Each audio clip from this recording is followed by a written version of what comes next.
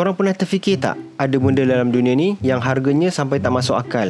Kita bukan cakap pasal kereta Ferrari atau rumah banglo, tapi barang yang nilainya cukup untuk beli satu negara kecil. Hari ni, aku nak share dengan korang 5 benda paling mahal dalam dunia. Ada yang harganya boleh beli satu bandar. Ada yang kalau kita kumpul duit sampai tua pun tak cukup untuk beli segeram. Yang last tu, harga dia memang tak logik langsung. Apa pun, jom kita layan.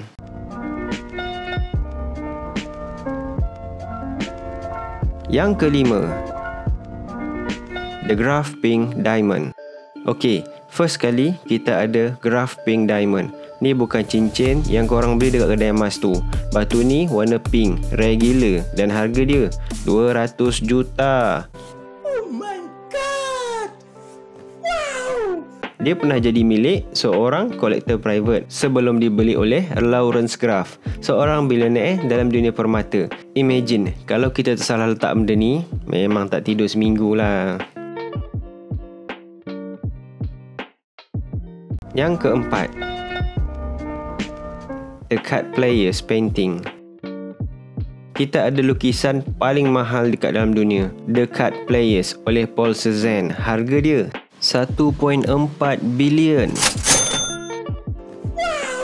Nak beli lukisan ni bukan setakat kena ada duit, tapi kena ada taste seni tahap sultan. Lukisan ni dibeli oleh keluarga diraja Qatar. Confirm letak dalam bilik khas. Siap ada guard jaga 24 jam. Yang ngengson matek ajis manis. Yang ketiga, Villa Leopolda. Sekarang kita masuk top 3 ada rumah termahal di dunia. Villa Leopolda dekat French Riviera. Harga 2.6 bilion. Gila siap.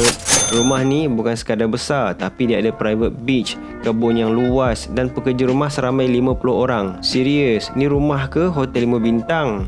Yang kedua, History Supreme.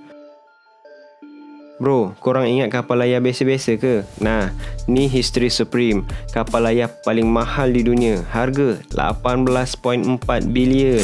Benda ni bukan sekadar ada swimming pool, helipad atau tempat BBQ, tapi ada emas dan platinum dekat badan kapal. Lagi gila, ada satu dinding dalam kapal yang dibuat daripada tulang dinosaur asli.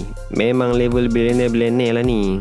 Dan yang pertama, antimatter. Last kali, benda paling mahal dalam dunia ni bukan belian, bukan emas, tapi antimatter. Harga dia 250 trilion per gram. Ni benda paling rare yang wujud dalam fizik. Dan kalau kita berjaya guna benda ni sebagai tenaga, habislah minyak dan elektrik, boleh buang letak tepi. Masalahnya, nak hasilkan 1 gram pun kena guna teknologi tahap dewa. So, buat masa sekarang ni, benda ni memang mahal gila. So gang, itu dia 5 benda paling mahal dalam dunia. Korang ada impian nak beli salah satu benda ni? Apa-apa pun, jangan lupa like, share dan subscribe untuk konten macam ni. Jumpa lagi bro, peace out.